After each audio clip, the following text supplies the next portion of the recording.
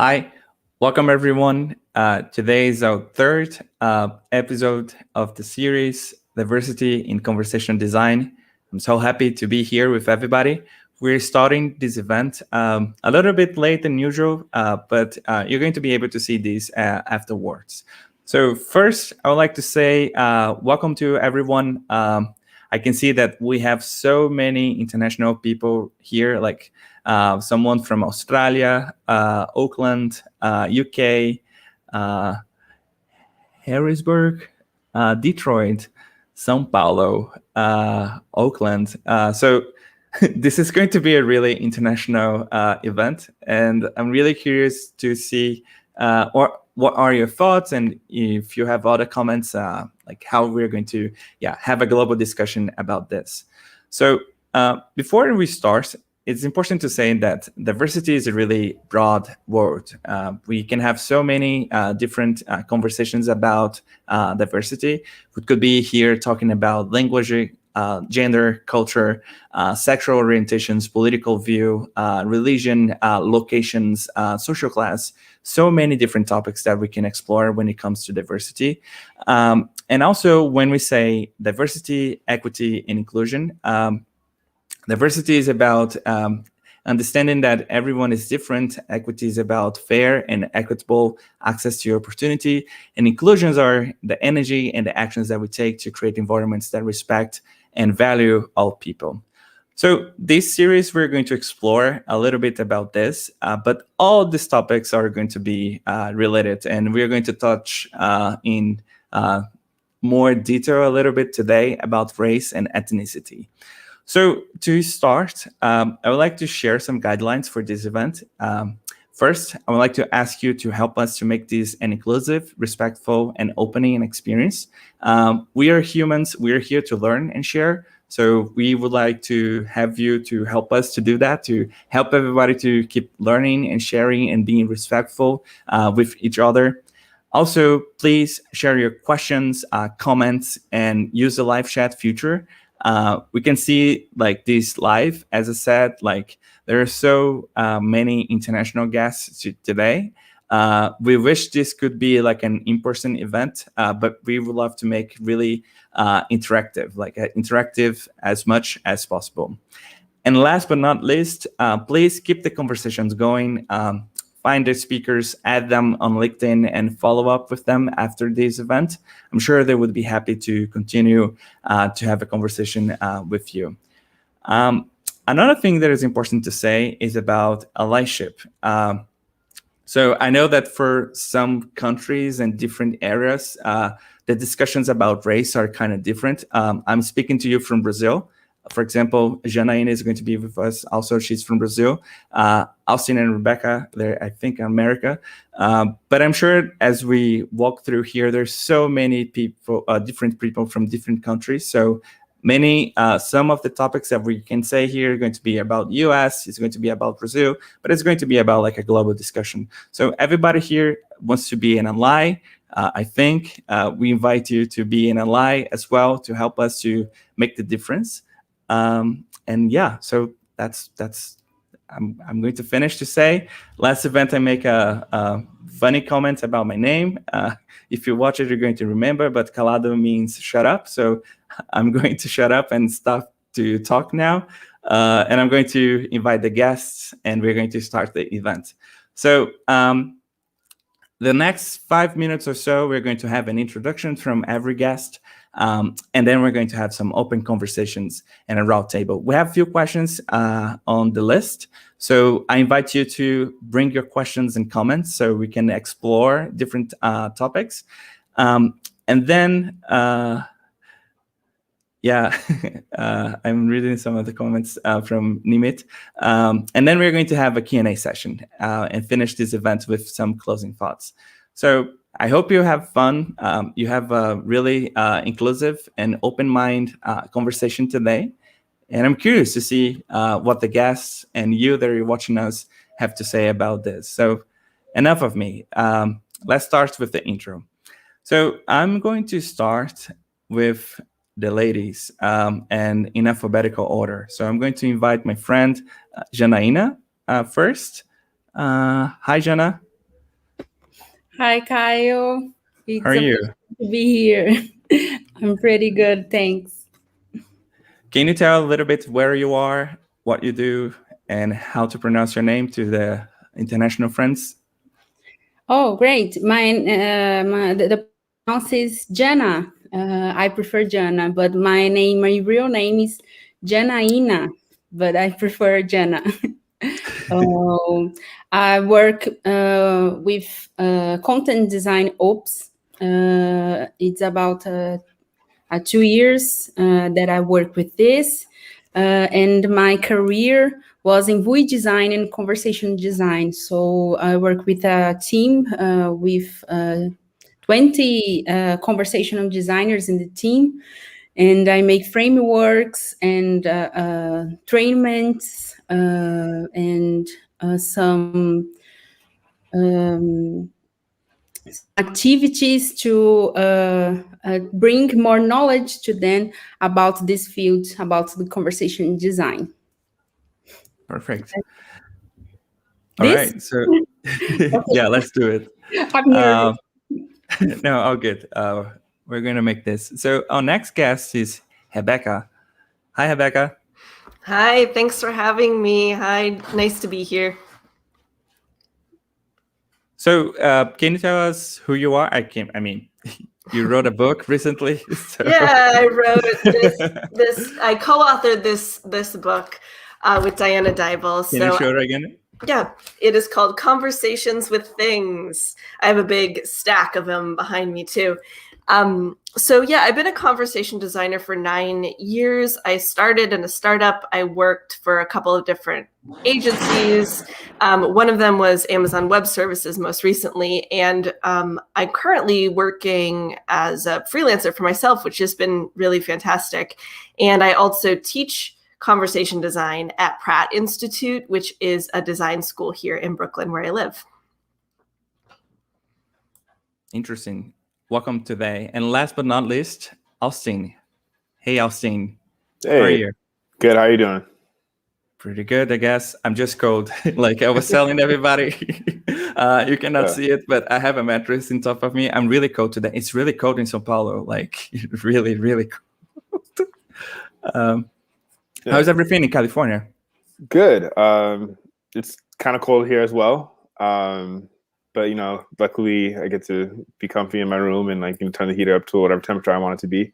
Yeah, like to introduce myself, my name is Austin Bedford. I'm a conversation designer at Salesforce. I've been here for about 4 months, and prior to that, I was working at Stanford University. I've been a UX designer for about 5 years. And what led me to conversation design was my love for language. I lived in Japan in my years in college, and I also taught English in China in a place called Shenyang. So it just made sense to blend the UX design and my love for language together to be a conversation designer. Wow. I think today is going to be really interesting because we have so many different perspectives. And we're curious to see what everyone has to add to the table, and we can have a conversation about that. So to start things up, I would like to bring some questions. Austin, since you were the last one, can we start with you answer the first question? Sure. Which is about when it comes to diversity, equity, and inclusion in conversation design, what is the role of ethnic and racial? Can you help us to introduce the scene? Yeah. When it comes to race and ethnicity, I think what we can do as conversation designers is make sure that people of different backgrounds have a seat at the table. I think too often with different sections in all of technology, it tends to be kind of homogenous, and you look at a table and everyone kind of looks the same. So I think the best way also just to know other people's experiences is to actually hear it from them. So whether or not you can't, if you can't get them at the table to actually make some of these decisions, then you should go out and interview them. If you can't interview them, I don't know, survey them. Like there's no excuse, I think, now to not see other people's perspectives. And I think as designers, that's just a critical skill that we all have to have. Yeah, I completely agree with everything Austin's saying. We know that the tech industry is white and male dominated, particularly here in the US, right? And that's causing a lot of problems with the technology. And I know that Austin and Jana and I were talking earlier about how many ways race and ethnicity can intersect with the work of conversation design, because it's imitating people. So we see evidence of racial bias in devices not being able to recognize people, like specifically in the US, who speak dialects of African American vernacular English. And we know that most of the devices sound what we would call like white and speak standard American English. So there's a lot of language and race and culture are really bound up together. And since that is the medium of the work that we do, we have to start thinking and talking about this stuff in our teams, in the work that we do every day. Yeah, I completely agree. I think that the role of diversity is to break bubbles. Break bubbles is an expression here in Brazil that we talk a lot. So we need to break bubbles to show that not everyone is participating, interacting and representing from the conception of our interaction designs to the sale and the consumers of people. So we need to see all the moments in this field, because Caio participates in a community that showed research about it. Here in Brazil is the same. Black people is not didn't have a job here like I did, like I have. So we need to change this right away. Yeah, to talk about that research. So the end of the last year, we did a survey with the Brazilian conversational community, and we asked some data like demographics, like questions about demographics. And we learned that, it's like every other area, like the majority is white. But for Brazil in particular, is interesting because the majority are, in Brazil, females is the majority, and also Black people is the majority. But when we look in the conversational industry, like in the tech industry, this is not the same. So it's a male, white first type of industry. But the numbers, it's really niche, this type of research, but the numbers is not really like different, like far away. Like the numbers, like male representation and white representation is bigger, but it's not like tech as a whole. Like at least in the conversational space, there is a little bit more balance and work to be done when it comes to create more opportunities and positions for that. I'm curious, like, do you have this data in other countries or other communities? Do you, does the US, do you do this type of research about how the professionals in the industry are represented or not? I think the Latinos and people of color was something that got in a trend last year, as also like the Black Lives Matter and everything. But do you have data or like conversations about this in the conversational industry over there, like in the US? I think that like Brazil is on the left and US is kind of the right. I was just I saw that. I know that the research that I know about, there's, experience just working for some of these big companies and looking around. And then there's a UX org does a study that looks at people working in the tech industry and across different roles, and we see the same things. It's dominated by men, it's dominated by white men, and obviously like there's like an education level that it skews towards, right? Like most often have a college degree or higher, and those all have impacts on the work that's being done. Yeah, and I think a lot of it is the result of history and these systems that have been created historically and compounded over years to give power to certain groups of people, no matter what country we're talking about. And yeah, those effects are far-reaching for generations. And what sucks is, like, I was talking with another designer recently. We were talking about how cyclical everything is. Things that are going on today with tech, we're probably going on with Hollywood. We're going on with other industries. So yeah, I think what's really good about what you were talking about, Kaya, with the data, is that now we can look at data and like say this is a problem and we need to change it. Yeah. Yeah, and one thing I'll say, like, I'm yes-anding everything that Austin just said.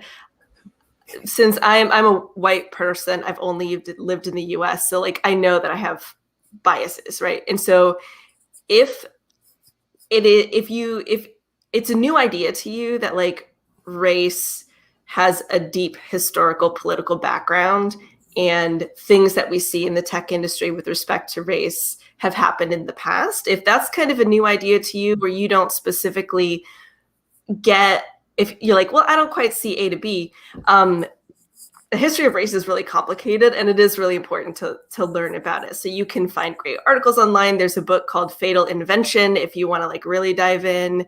But it is important, like, you know, we can't unpack all of it for you in this panel, but it is work everybody needs to be doing to sort of figure out how deep this goes, and especially in the US, how well those systems fit together to be oppressive.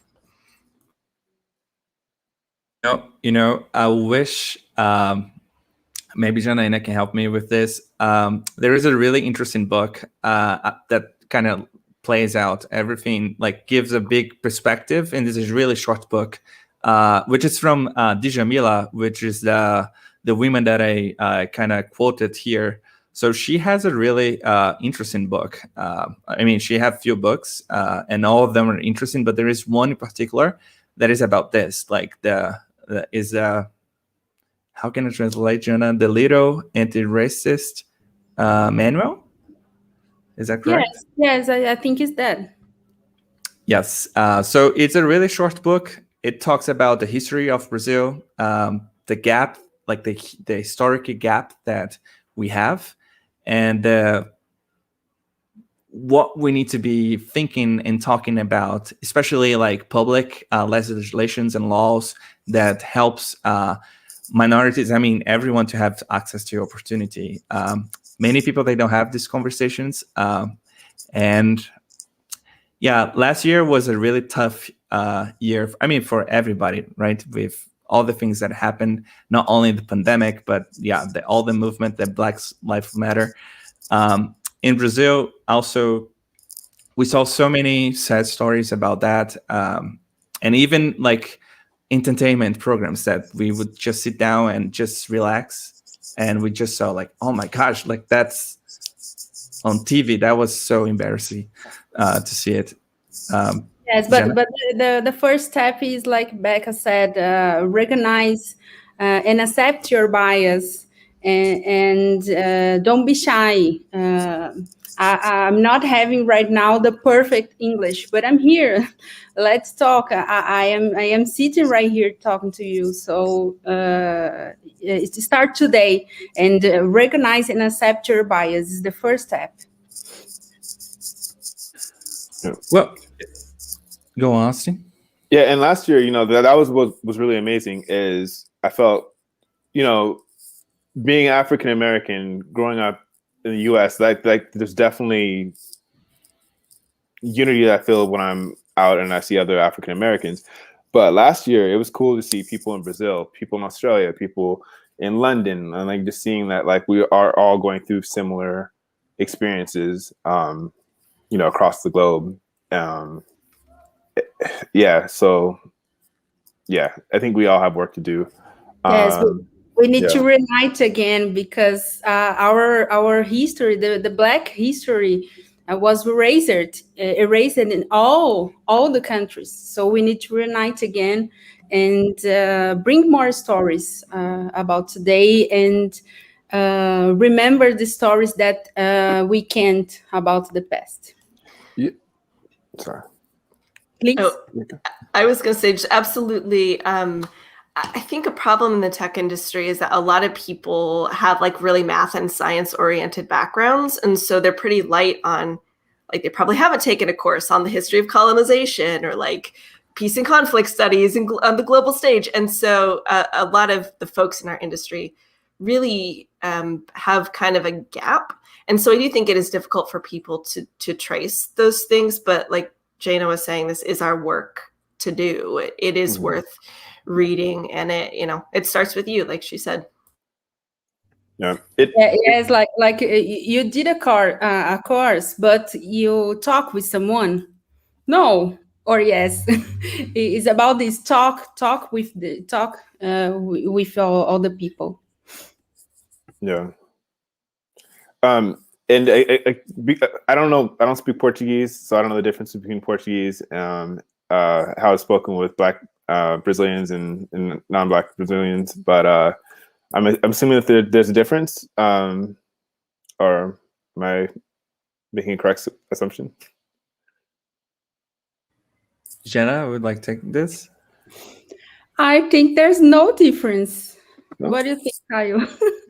Yeah, I was just thinking about yesterday. Did you see the Porta dos Fundos video, Sudestino? Yeah, so yesterday, I think, was it yesterday, Jana, or day before? No, day before. Yeah, so one of the topics that I kind of briefly talked here was like the location, right? Like when we talk about location, diversity, location can be one of the topics. I guess you cannot understand, but I have a strong accent from the place that I'm from. So if I speak to you in Portuguese, you can you can guess where I'm from. And right now I'm living in São Paulo, which is the central south part of Brazil. And the Portuguese that you listen from Brazil usually it doesn't represent the Brazil in general. Like it represents basically either São Paulo or Rio de Janeiro. And I don't speak like that. I don't sound like someone from there. I personally face some situations like, hey, you should speak like Brazilian, like you should speak Portuguese like we do. And just like, what? Like I speak my Portuguese. You can understand my Portuguese. But I understand that is a little bit different. The accent, the speed, the intonation, and even the words that we use to refer to something. So long story short, yesterday, comedy YouTube channel, they created a video to make fun and change the perception. Like when someone from the Northeast is hired to work in the South, in São Paulo area, usually there are some ways or conversations that for us is kind of weird.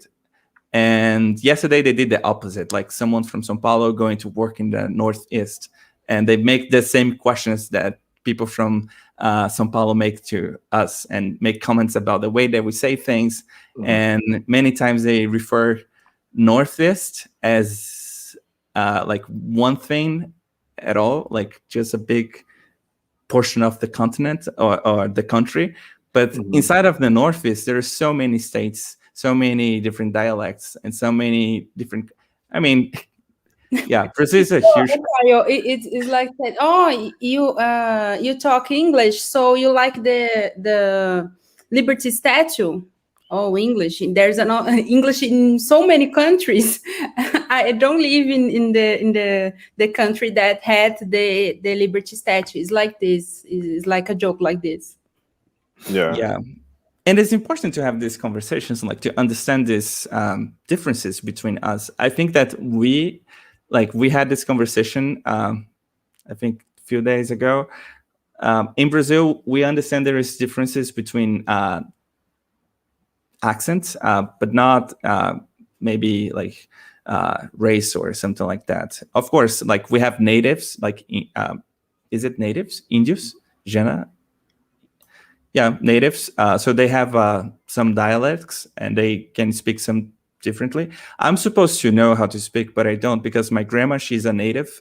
I was born in Manaus, Amazonas, so I should know a little bit more, but I'm not that familiar. Yeah, enough. I think we talk about a lot of Yeah. Well, if I'll hop in and we can kind of loop this into one of the questions that came up in the chat, because someone is asking, how does race come into something like training data? And so I'll give the real like textbook thing. It's like, in the US, there are a bunch of different dialects, like just like Jaina and Kaya were saying, it's people have different accents, and not just different accents, they have different sets of vocabulary, even different grammar structures, down to like different verb tenses. And in the US, some of those dialects correlate with race, although they're not a monolith either. They're specific to regions, but there are what are called African American vernacular English and like subforms of that.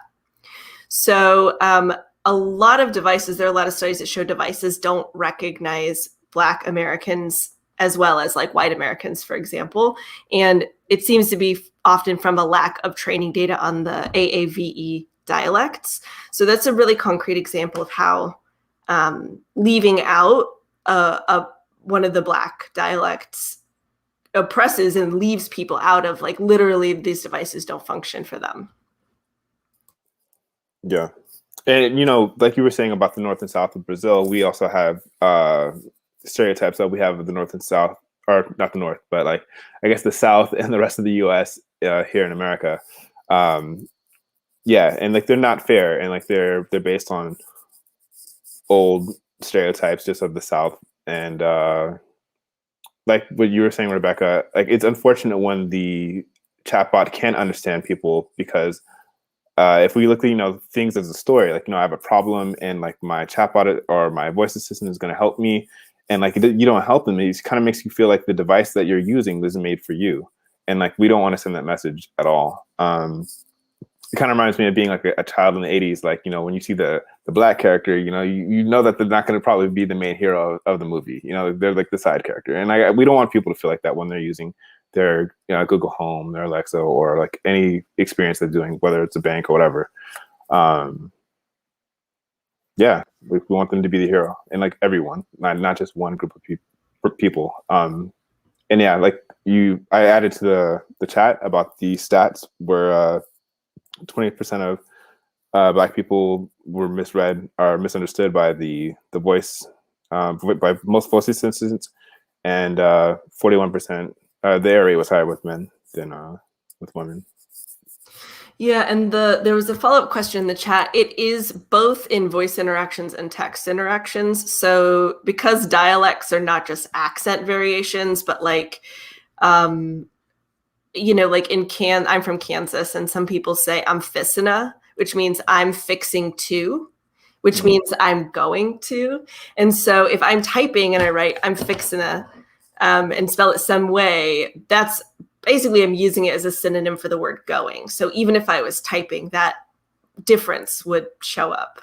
And that's true of like all dialects. It's not just accent, it's words and word patterns. Yeah. You know what? I'm not sure if Vittorio is watching this event, but we literally talk about this word today. So a few years ago, like 2019, I was in a presentation and was about VUI, like a IVR system for audio recognition. And they were talking about people from my area, Northeast. And yeah, the guy was on stage saying like, you know, people from that area, they use pronto for everything. Like pronto like means ready. And but in my area, depending how you say it and the intonation can have different meanings. And the way that he said, I was just like, Yes, pronto can be, oh my God, like, pronto. Yes. Yeah. And today, literally today, we were talking about this. Like, Vittorio is in Italian. I don't speak Italian, so we were talking about some similarities about the languages, but yeah, how we say things. I'm curious about representations in VUI and chatbots. Do you see something like this over there in the US. Maybe Jana, can you tell us a little bit more about representation in Brazil, like having avatars or Black represented characters being represented on this conversational assistants? Do you see something like this in the US and in Brazil? Oh, here in Brazil, we see more women voices in the assistants and the avatars too, but making these bots white men. So we need to discuss this because this is not right, and this reinforces the image of the human, the women, that they are submissive and not intelligent, just to take tasks. So this is this is wrong. This is wrong, and we need to, and this needs to start with me. Yeah. So I'm thinking about right now how many women I know in VUI field, and I know 3 women, and we have so much more people here working with VUI, and I work with VUI 9 years. So this is not counting. The count is not right.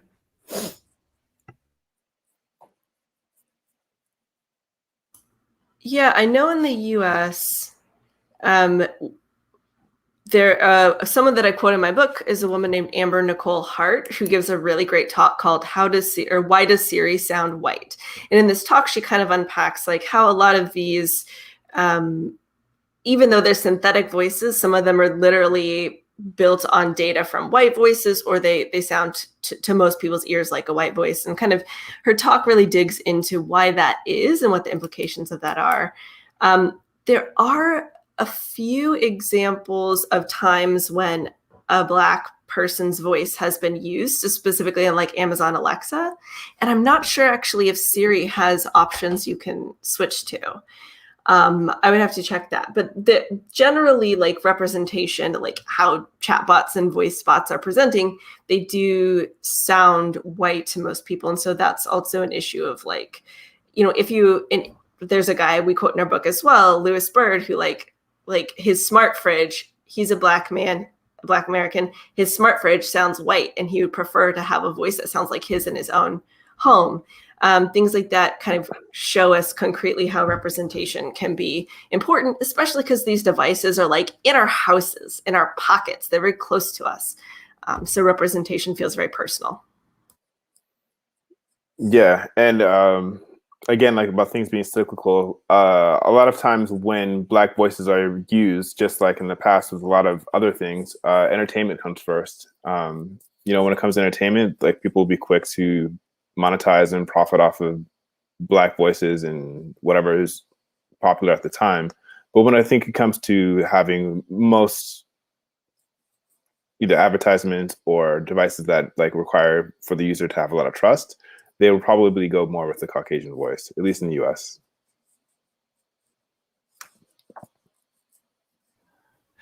I was thinking now, like a few years ago, I was in a conference in Brazil. It's a big design conference. It's called UX Conf Brazil. It's one of the biggest UX Conf in Brazil. And the keynote of the event was about a presentation like, who are your Black inspirations when it comes to design? And that was a really interesting talk, because it was a guy, actually it was his very first presentation, and everybody was really impressed about that because it was a really great presentation. But he was kind of saying that it was hard to find Black references like in Brazil and sometimes in global perspective. And yeah, everybody was kind of like, yeah, I need to think about someone. And At that time, we didn't have much. He has so many people to nominate it. I personally have some friends. Janaina, for me, is one that I can strongly recommend in Brazil. There are other people that I'm happy to say, like, oh, today I know. But a few years ago, I wasn't sure like who I would say it. I think Austin, you today can be like a reference for me as well. Like I can nominate you. And in Brazil today, we have so many other people to point it out. I think it's important to. This is what I think it's interesting. Like we need to be intentional when it comes to that. Like sometimes things are not going to happen just to happen. Like we need to open doors. We need to like hold people's hand. Like let's go. Like I'm gonna hold your hand and do it. Like sometimes we're just not sure how to do things. Some other people can just come here and help me to do it and all this stuff. This can kind of go to another question that we have. Maybe we can go on this one and then bring some questions from the audience, which is about allyship. Like, what is allyship? Who could be an ally? What can I do to be an ally? I think that representation is important, but we need to understand, like, you can help other people to be on stage, like, and sometimes you have the tools. Like, I don't know if you noticed, but on this series, for example, there are many Brazilians, and I don't see many Brazilians speaking in other conferences. And I think there are so many talented people down here. Janaina, for example, she has been working in the industry for 10 years. So she has so many stories to share. So sometimes it's just like US and Europe people speaking, and I don't see many other people speaking there. So I'm curious about your thoughts about what is allyship, who can be one, what can we do, how can we do it? Anyone would like to start? I can. So, I mean, I would define allyship as like when you care about a group that you're not a member of. And so I'm a white person. I wish to do the work of allyship for Black people to support the Black community, but I'm not a member of that community. And so when you do the work of allyship, first of all, you have to do stuff. You can't just be in your head like, oh, well, of course I don't want racism to exist and then do nothing about it. That doesn't make you an ally. So it is doing the work to teach yourself and kind of learn about things like the racial history and how race plays out in your industry. It's doing uncomfortable work, thinking of times or reactions you have that might be racially biased. That's very uncomfortable and embarrassing, but it's really important. And it's also taking action, especially in our workplaces, talking to HR and finding out if your company has ever done a study on if there are pay disparities based on race. It is when you're interviewing, asking questions about what the company is doing to hire diversely. So basically it's about taking on work to help demarginalize groups that you care about, but that you can't speak directly for. Yeah, Becca, perfect. This is interesting because I want to talk what is not allyship and what is allyship. Is not allies are those who do not silence other people, do not allow any kind of discrimination, do not brag about helping someone or defend someone. Oh, I did something yesterday. This is not allyship. Allyship is make room for people to talk about themselves. Everyone has the right. So give space and let them talk about themselves. This is allyship. Exactly. 100%. I agree with both of you said. I think that, unlearning is embarrassing, but we all have to unlearn the biases that we have, and we all have biases. I don't care what anyone says, we all have biases, and we have to unlearn those biases to give people access, because everyone deserves equal access for, especially technology. We shouldn't be leaving anyone behind. I think that's true allyship. It's unlearning your biases and then actually taking action. because yeah, we all know that it could be performative, especially when we're talking about tech and big companies, and like doing a banner, changing your logo is not really doing that much. You want to like, you know, make an impact in people's lives. Absolutely. And like, you know, a lot of white people put the Black Lives Matter, which I have in my Twitter profile. But you know, a lot of the work happens behind the scenes. Like when I'm when I'm interviewing, I really am asking companies and using, you know, my little bit of power as a desirable job candidate to kind of show them that like you can't hire me unless unless your company has these high standards too, or things like that. I think pushing that work forward is everybody's job. So like, just because I have certain amounts of white privilege, especially in the US, that's like a really well demonstrated thing.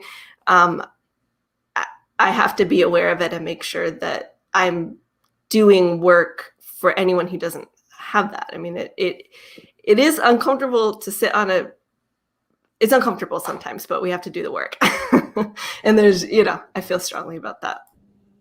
Yeah, just pick the comment about Ren Tyler said there also are socio-economic issues. So it's not even the number of the person do you know and how many chances you can get.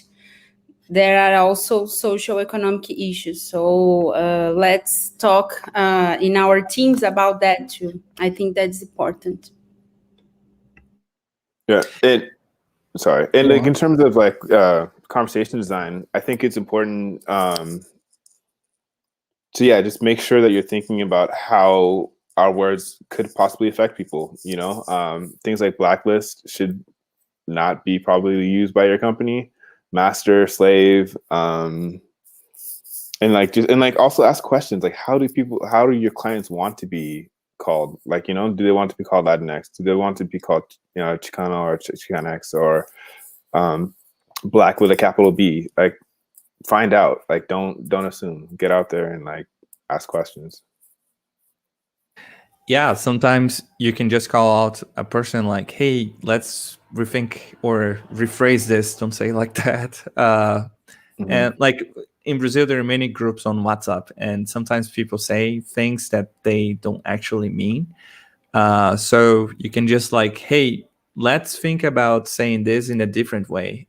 One thing that I really learned during this pandemic was about, I think the term in English would be ableism, like capacitism. Ableism, yeah. Am I pronouncing right? Like when you assume that someone is not able to do something? Yeah, ableism. Okay, perfect. Yeah, like capacitismo in Portuguese. Yeah, oh my gosh, we have so many sayings that is ableist, like so many in our culture. And that during the pandemic, I needed to, rewrite everything in my head. And I was so embarrassed, like, after I realized that, like, oh my gosh, I have been saying these little things for a few years, I would say. And yeah, sometimes we can just like, hey, let's rethink about this. Let's not say like that, or let's just, did you mean this rather than this? And yeah, you can do this if you're in a group, it's important that you need to be mindful about the person. Like sometimes you can just be in private. If you do this in a big group, maybe some people, they can understand that wrong. So you can just call out the person like, hey, I was thinking about what you said. Maybe you should say differently or in a different way. For example, Austin just mentioned about the GitHub stuff. I think he was referring to like how GitHub changed the master slave. No? I mean, just everywhere. I think everyone is kind of making changes to these type of words that shouldn't be used in tech. Yeah. Yeah, yesterday a friend, he shared a master class and just like, hey, you know, I know that you're an open mind person. Let me just share with you some thoughts on this. Maybe you should not call it like a master class anymore. You should rephrase it that. Yeah. Well, sorry, and also like just to that real quick though, like also, I mean, this whole series is about this stuff, but intersectionality, like I know we've kind of like glossed over it, but like that's super important. We have to like think about gender, race, ethnicity, citizenship, all this stuff like is something that we should take into consideration as designers. Ableism, or sorry, accessibility, all these things need to be thought of. Becca, were you about to say something? Yeah, absolutely. I mean, like this stuff is naturally just working its way into the conversation, right? Like somebody in the chat brought up, but there's a socioeconomic relationship to some of these things as well. And it's like, yeah, absolutely. This stuff is all interconnected. And I think it can be really easy to get overwhelmed. Like, how can I, as an individual person, know all this stuff? Like, know all the words that have a racist history and know and the answer is like, you don't have to do it by yourself. That's why we're on teams. And that's why we hold each other accountable. And so I think in the workplace, just making it really clear that you are open to doing the allyship work and to caring about racial bias, you'll find other people who also, you know, want to help you advocate for this stuff in the workplace. And then it's like, okay, well, together we'll all figure it out. Yeah. Yes, break bubbles and bring them to talk with the team. It's a contribution. Not didn't hurt all the friends that are similar to you or people that are similar to you. Let's hear other people and bring them to talk with the team. I think that's it. Yeah, absolutely. So a perfect example of like all coming together and like putting viewpoints. Ren Tyler in the chat said that words like crazy or lame also have like ableist histories related to mental health, and those are words we shouldn't be using. So it's a perfect example of like someone just contributing additional considerations that are useful to all of us. And yeah, so thank you for that comment. Well, we have about 10 minutes. I know that we have some questions and comments. I wonder if any of you would like to take some of the questions. I also would like to invite, like, to who is watching us, like, please add new comments or questions or, yeah, any extra thoughts so we can tackle on it. I can go ahead and address the one, which I think is one of the most common topics about how do we use, like, basically introduce a metric of like a racial bias? Like, how do we use metrics to see if we have racial bias in error rates, or like if our devices aren't working well for huge groups of users, that's a problem. So basically you treat that like any other metric. You do testing with people of different races, ethnicities, dialects, and you look and see if performance varies specifically across those groups. If you don't see significant differences in the performance for different dialects, and this is true for both spoken and chat stuff, if you don't see significant differences, then you continue to monitor it just like you would any other metric. If you do notice a difference, you probably need more training data from that dialect. So you would continue to tune and add data.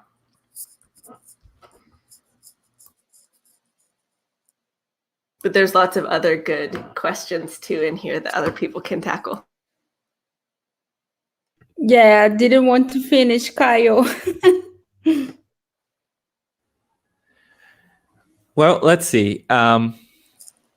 We didn't talk about one question from ourselves, which was about how we can help my team or ourselves to be more intentional and inclusive when it comes to conversation, diversity, equity, and inclusion, conversation design.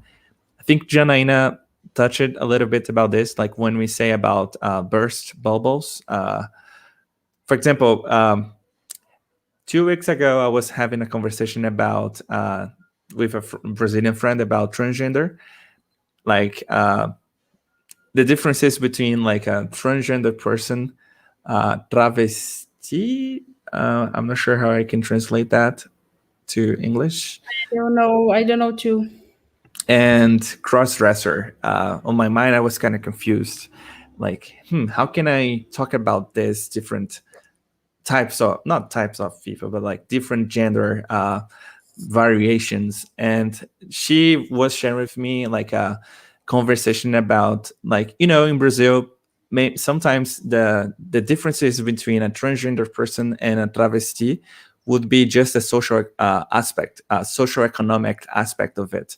Sometimes a poor person doesn't have the money to buy the hormones and do the sexual, the gender transition to another one, and they consider themselves as a travesti sometimes. Some others, they can just be like a cross-dressed, but many times it's related to the social economic aspect of it. That affirmation I would never guess in my life, because like, I never look on that particular lens. And I think that having these conversations, I mean, we could be speaking here about many different ways or conversations like this. But yeah, I'm curious, like, how can I help others, to be more intentional, to have these different, like, bubble burst moments or open mind moments with them? I kind of had a question similar to what you were mentioning. Like for everyone else, when building a persona, is it ever important to include a race of the bot persona? I mean, I think I have my opinion on it. I feel like before I give my opinion, I'd love to hear everyone else's thoughts. So I have in print my opinion on that. In Diana and I developed a framework for developing personalities that focuses on lots of factors. So the framework basically focuses on factors outside of race, things like user goals and a bunch of other stuff, the goals you're trying to get done and things like that.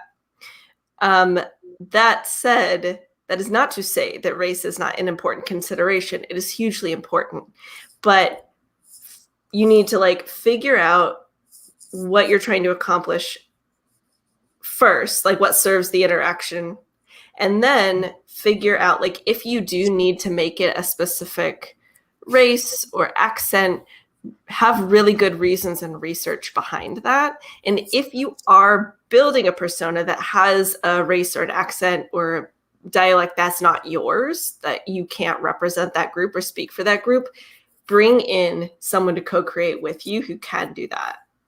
So that's my answer. It's pretty nuanced stuff. But yeah, what would you other folks say about that?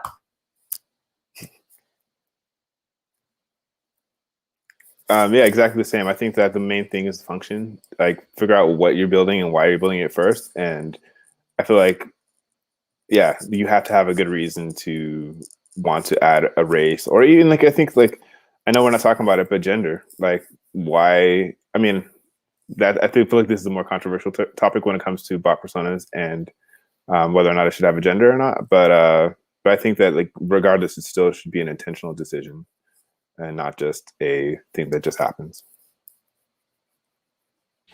Yeah, like it's a political decision as well. Like when we designing is a political act as well. That's why we need to, be aware of this, be mindful about the different representations and how we can be more intentional about that.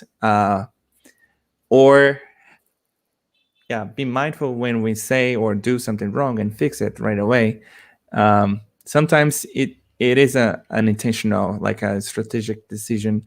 If it is just done to be done, there is a good chance to be something go wrong, because people are going to understand that you're not being for real. They're going to get it right away. That like, I think was Austin mentioned about the adding a rainbow in the logos and stuff like that. Sometimes, we have a really recently meme in Brazil that says that who is saying this true. Quem sabe quem é de verdade sabe que é de mentira. Who is saying this true knows who is saying the lies. So we can go and talk about many other things. We have a few minutes before Rebecca would like to say something. Oh, I was just going to tack on. Someone in the chat was asking for like examples of kind of racially diverse. Were there examples out there? I think it was Livia, and I wanted to say Amazon has done some stuff. Like, I don't know if you can do it now, but at a certain point, you could change your Alexa's voice to be either Issa Rae or Samuel Jackson. Is that right? So you could kind of change it, and that, to get back to what Austin was saying earlier, seems to be like kind of for entertainment purposes. But then when you like are trying to set a timer, you can't set your Alexa today to have like a voice that sounds like yours, or like, so there are a few examples out there of trying to make, for example, like Black or African American representation in voice assistants, but I don't know of any in the US that are like big commercial products that do that. Mm-hmm. Well, in Brazil, we have some examples. As I showed you like a few days ago, there are some banks. I think Livia is from Brazil as well, like Banco Inter, for example. The persona for its chatbot is a Black woman. I think forgot her name. Natura Nat, it's also a Black woman. Is there another one, Jana? Do you remember? No. There are some avatars and stuff like that we can see that was intentionally made in the way that it is, like when it comes to gender and race. These two, for example, they were designed like that. I'm not familiar with the team and who makes the decision there, but yeah, there are some examples down here about that as well. I think we are about to be in the end of this panel. Was fast. And we have some comments yet to tackle, but I don't think we're going to have time to go over those. So if the audience would like to follow up with the speakers, add them and send in some questions, that would be great. Before we finish, I wonder if any of you would like to share like a final thought or closing thoughts for this conversation. Would like to say something that we didn't discuss or we didn't say here during the event, or bring another point of view?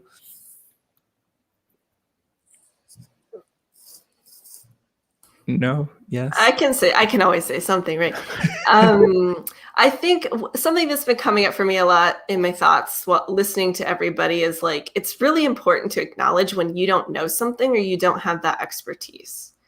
I think that's a part of allyship. Like, I don't know that language. I don't know that culture. I don't know about this racial issue, and sort of figuring out what you don't know and taking a little bit of time to do your own research.